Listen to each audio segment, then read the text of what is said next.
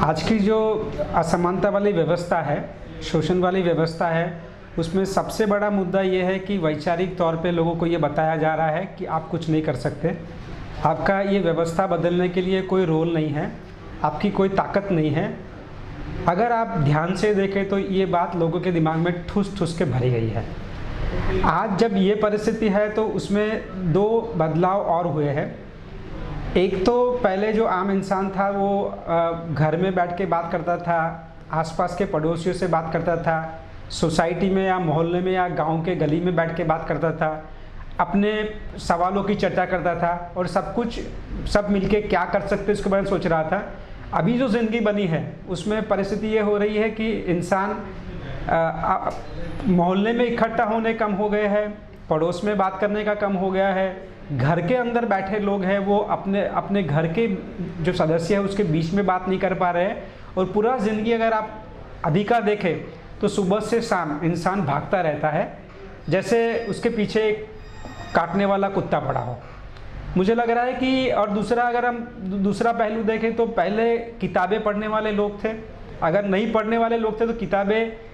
की लंबी बात सुनने वाले लोग थे, ध्यान से बैठ के सुनने वाले लोग थे। किताब बंद हो रही है, उसके बाद आर्टिकल शुरू हुए, आर्टिकल बंद हो रहे हैं। अभी लोग ईमेल में आए, ईमेल के बाद एसएमएस के आए, अभी व्हाट्सएप में आके बैठे। इसका मतलब ये हो रहा है कि पढ़ाई कम हो रही है और लोग इतने जल्दी में है कि हेडलाइन से तय करते हैं या आसपास का जो माहौल है उसमें जो बड़े जोर शोर से जो बात कही जा रही है उसको सच मानने में मजबूर है। ये परिस्थिति में मुझे ये लग रहा है कि जो संगठन बनाने की बात है वो बहुत महत्व की है, क्योंकि पहले तो ये तोड़ना है कि हम सब मिलकर बहुत कुछ कर सकते हैं, बहुत कुछ बदल सकते हैं। जो पिक्चर में आपको दिखता है कि एक हीरो या हीरोइन अंत में या बीच में सब कुछ करता है, वो बात सही नहीं है। संगठन से ही ये समाज या आप जिस न्यायी समाज की बात करते हो या जिस सत्यमेव जयते की बात करते हो उसकी जीत होने वाली है। मुझे लग रहा है कि जो कार्यकर्ता है इसमें दो प्रकार के लोग, हमको तीन प्रकार के लोग चाहिए। एक ऐसे लोग चाहिए कि वो जो घटनाएं घट रही है उसका पहले से मूल्यांकन करे, उसके बारे में बताए कि ये जो नीतियाँ आ रही है वो क्या असर आम जनता में लाएगी, किस प्रकार की ये नीतियाँ लोगों के खिलाफ है, पर्यावरण के खिलाफ है, समाज के जो शांति की समझ है उसके खिलाफ है, वो पहले से कहे और उसके बारे में बात करें। कुछ लोग ऐसे भी हमको चाहिए कि जो ये बात ही नहीं करे लेकिन ज़रूरत पड़ने पे रास्ते पे आए, ये बात बड़े ज़ोर से कहे, फिल्म बना के कहे, आर्टिकल लिख कर कहे, ज़रूरत पड़ने पे कोर्ट पे जाकर कहे, ज़रूरत पड़ने पे रास्ते पे खड़े होकर कार्यक्रम करे ये। और अगर ये दोनों जो बातें हैं, अगर दो अलग अलग प्रकार के ग्रुप या एक ही ग्रुप ये दो बात करता है तो जो आम आसपास के लोग हैं जिसका ये मुद्दा है,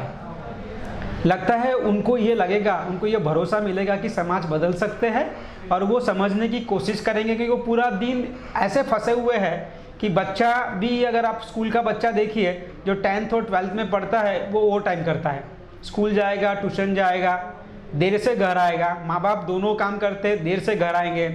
और जब रात को इकट्ठा होते हैं तो सारे लोग थके हुए होते हैं। आपका जो सब्जी आता है वो भी 400-500 किलोमीटर कभी दूर से भी आता है, अनाज उतने दूर से आता है, तो सारे थके हुए लोग बोलते हैं सब मज़ा में है। मुझे लगा ऑल इज़ वेल वाली जो बात है वो सही में होती नहीं है लेकिन हम मान लेते हैं। तो ये जो लोग फंसे हुए हैं मुझे लगता है ये लोग भी रास्ते पर आने के लिए तैयार होंगे, क्योंकि उनको अपने आप पे भरोसा दिलाने की ज़रूरत है। लेकिन अपने आप पे भरोसा दिलाने के लिए कुछ लोग ऐसे भी चाहिए कि वो अपना घर बार सब कुछ भूल कर ज़्यादा समय इस समाज के सवालों की सोच में लगाए और ये समाज के सवालों को कैसे हल किया जाए उसके बारे में लगाए।